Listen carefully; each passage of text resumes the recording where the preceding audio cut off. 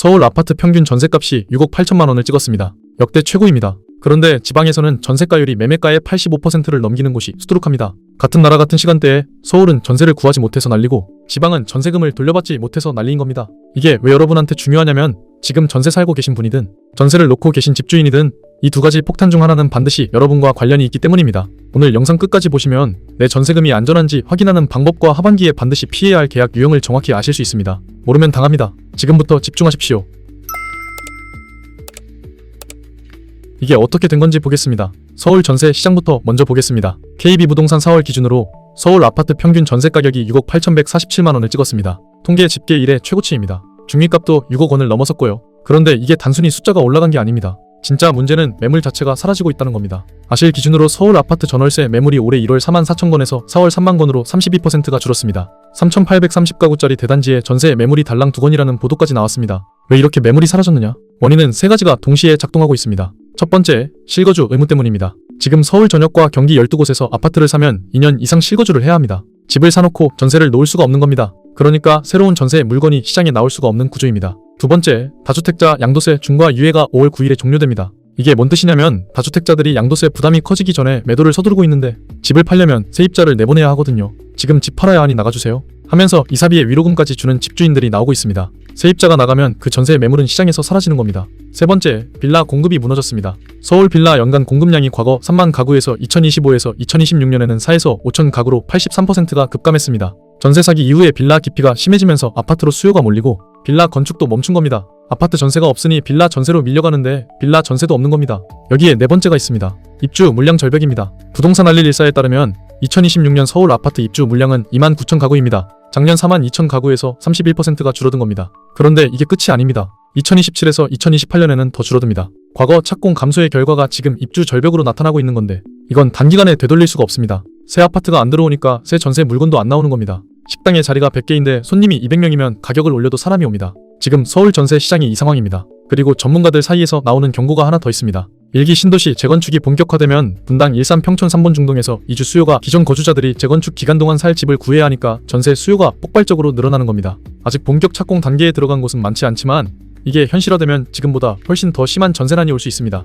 한국건설산업연구원은 2026년 서울 전세값 상승률을 4.7%로 전망했는데 이건 매매가 상승 전망치 4.2%보다 높은 수치입니다. 전세값이 집값보다 더 빠르게 오르는 비정상적인 구조가 만들어지고 있는 겁니다. 이게 다 겹치니까 어떤 일이 벌어졌냐면 한국부동산원 4월 셋째 주 기준으로 서울 전세수급지수가 108.4까지 올라갔습니다. 이게 2021년 전세대란 때 109.1% 이후로 가장 높은 수치입니다. 이전 영상에서도 말씀드렸지만 전세수급지수가 100을 넘으면 수요가 공급을 초과하고 있다는 뜻이고 108이면 사실상 전세대란이 시작된 겁니다. 강북구가 3.86%, 성북구가 1.86%, 동대문구가 1% 오르면서 서울 25개 자치구 전부 전세값이 올랐습니다. 동대문구 용두동에서는 한 달 반 사이에 전세값이 1억 5천만 원 이상 뛴 단지도 나왔습니다. 그런데 여기서 이런 의문이 드실 겁니다. 서울은 전세가 오르니까 집주인은 좋은 거 아닙니까? 위험한 건 지방 깡통 전세만 아닌가요? 충분히 그렇게 보실 수 있습니다. 그런데 실제로는 정반대인 경우도 있습니다. 서울이라고 다 안전한 게 아닙니다. 서울 안에서도 강서구 전세가율이 74.3%, 구로구가 73.6%입니다. 빌라까지 포함하면 80%를 넘는 매물이 수두룩합니다.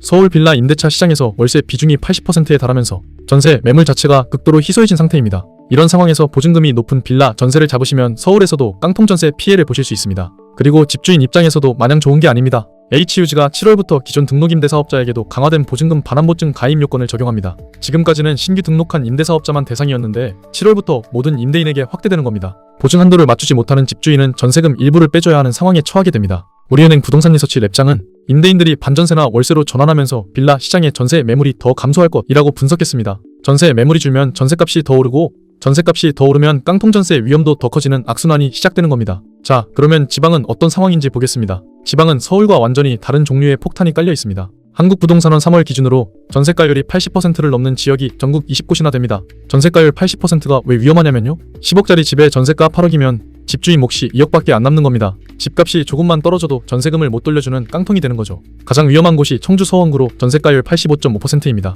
목포가 84.4%, 광양이 84.2%, 익산이 83.5%, 마산 회원구가 83%, 포항이 82.4%, 경기도에서도 이천이 83.6%, 여주가 82%입니다. 이 지역들에서 전세를 살고 계신다면 지금 당장 내 전세금이 매매가의 몇 %인지 확인하셔야 합니다. 여기서 많은 분들이 아파트니까 빌라보다는 안전하지 않나요? 라고 물으십니다. 아닙니다. 빅밸류 분석에 따르면 집값이 낮은 아파트의 전세가율은 평균 83%에 달합니다. 당 매매 단가가 200만원 이하인 아파트, 쉽게 말해서 3억짜리 이하 저가 아파트는 전세금이 집값의 83%라는 겁니다. 3억짜리 집에 전세가 2억 5천만원인 거죠. 집값이 조금만 떨어져도 깡통이 되는 구간입니다. 반면 당 1천만원 이상 고가 아파트는 전세가율이 51%로 같은 아파트인데 32%포인트나 차이가 납니다. 아파트라서 안전한 게 아니라 집값이 높아서 안전했던 겁니다. 이걸 구분하셔야 합니다. 그러면 지방 전세가율 상승의 원인은 뭐냐? 크게 두 가지입니다. 첫째, 매매가가 빠지고 있는데 전세가는 안 빠지는 겁니다. 지방 부동산 시장이 침체에 빠져서 매매 거래가 안 되니까 매매가가 내려가는데 전세 수요는 유지되니까 전세가는 버티는 구조입니다. 그러니까 전세가율이 자동으로 올라가는 겁니다. 둘째, 비수도권 아파트 공급량이 올해 8만 9천 가구로 작년 12만 7천 가구 대비 30%가 줄었습니다. 비수도권 입주 물량이 10만 가구 아래로 떨어진 건 2012년 이후 처음입니다. 이게 단순히 숫자상의 위험만이 아닙니다. 실제로 벌어진 일을 보시면 HUG 전세보증금 반환보증 사고가 최근 5년간 5만 941건, 금액으로 11조 원을 넘었습니다. 2024년 한 해만 2만 941건에 4조 4,896억 원입니다. HUG가 대신 갚아준 대위변제액의 회수율은 겨우 24%입니다. 100원 갚아주면 24원밖에 못 돌려받는 겁니다. 이 때문에 HUG는 3년 연속 순손실을 기록해서 누적 적자가 6조 7,883억 원이고 사장이 경영평가 최하위 등급받고 물러날 정도로 상황이 심각합니다. 자, 그러면 이게 세입자와 집주인 각각 입장에서 어떤 의미인지 짚어보겠습니다. 세입자 입장에서는 전세 계약 전에 딱 세 가지만 확인하시면 됩니다. 첫 번째, 전세가율 체크입니다. 국토교통부 실거래가 공개 시스템에서 같은 단지 매매 실거래가를 확인하시고 제가 내는 전세금이 매매가의 몇 %인지 계산하십시오. 80%를 넘으면 빨간불입니다. 두 번째, 등기부등본 확인입니다. 갑구에 가압류나 가처분이 있는지, 을구의 근저당, 쉽게 말해서 집주인이 집을 담보로 빌린 대출이 얼마나 잡혀있는지 보셔야 합니다. 근저당 플러스 내 전세금을 합쳐서 매매가의 70%를 넘으면 위험합니다. 그리고 계약 당일에만 보시면 안 됩니다. 잔금일에 반드시 한 번 더 열람하셔야 합니다. 중간에 세 근저당이 설정될 수 있기 때문입니다. 세 번째, 전세보증보험 가입 가능 여부입니다. HUG, HF, SGI 세 곳 중 어디에서든 전세보증금 반환보증에 가입이 되면 일단 안전장치가 있는 겁니다. 반대로 보증보험 가입이 거절되면 그 매물 자체가 위험 신호라는 뜻입니다. 계약서 쓰기 전에 HUG 홈페이지에서 사전 진단부터 받아보시기 바랍니다. 보증보험에 가입하는데 드는 보증료도 걱정하시는 분들이 많은데 서울시 기준으로 기납부한 보증료의 전액 최대 40만원까지 지원받으실 수 있습니다. 안심전세포털이나 관할 구청에서 신청 가능합니다. 근데 여기서 많은 분들이 이런 질문을 하십니다. 그러면 지금 전세 살고 있는 저는 어떻게 해야 하는 거예요?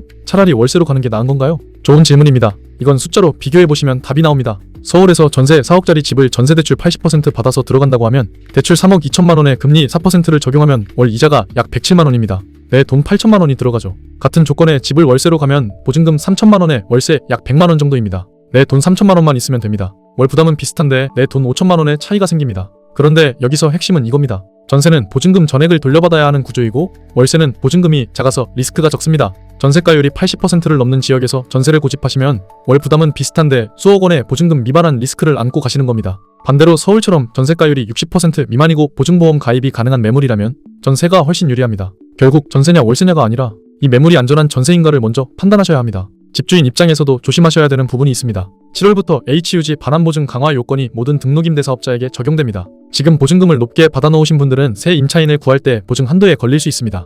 이 경우 보증금을 깎아야 하거나 반전세, 월세로 전환하셔야 합니다. 그런데 이 과정에서 기존 세입자에게 보증금 차액을 돌려줘야 하는데 자금이 부족하면 역전세 상황에 놓이게 됩니다. 역전세는 집주인이 전세금을 돌려줘야 하는데 다음 세입자가 안 들어오는 상황입니다. 마치 외상값을 갚아야 하는데 월급이 안 들어온 것과 같은 겁니다. 물론 여기서 끝이 아닙니다. 조심하셔야 될 포인트가 더 있습니다. 첫 번째 리스크, 묵시적 갱신 함정입니다. 전세 계약 만료 2개월 전까지 해지 의사를 임대인에게 통지하지 못하면 계약이 자동으로 갱신된 것으로 처리됩니다. 문제는 전화나 문자로 말했어도 임대인이 확인하지 않으면 법적으로 통지된 것으로 인정이 안 됩니다. HUG는 이 경우 묵시적 갱신으로 판단해서 보증금 반환을 거절할 수 있습니다. 실제로 이 때문에 소송까지 간 사례가 있습니다. 한 임차인이 임대인 연락 두절로 묵시적 갱신이 됐는데 HUG가 보증보험 재가입을 거절해서 법원에 소송을 제기해 겨우 승소한 케이스도 있습니다. 보증보험에 가입했다고 안심하시면 안 됩니다. 반드시 계약 만료 3에서 4개월 전부터 내용 증명을 보내시고 우체국 발송 기록과 배달 증명을 보관해 두셔야 합니다. 이거 하나 안 하면 수억 원짜리 보증보험이 무용지물이 됩니다. 두 번째 리스크, 지방 역전세의 실체입니다. 입주 물량이 쏟아지는 지역에서는 전세가 눌리면서 기존 계약 전세금을 돌려받기 어려워질 수 있습니다.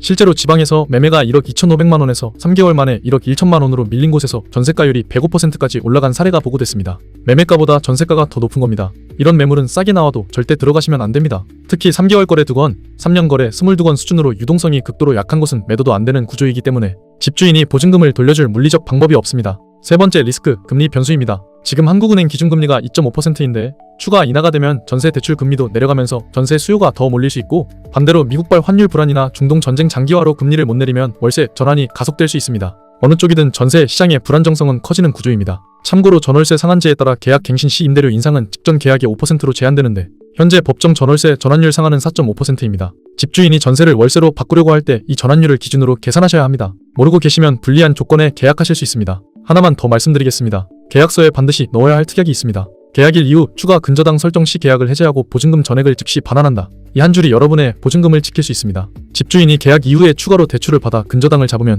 여러분 보증금의 안전마진이 줄어드는 건데 이걸 사전에 차단하는 장치입니다. 표준 계약서에는 이 내용이 없으니까 반드시 별도로 특약에 넣고 임대인 서명을 받으셔야 합니다.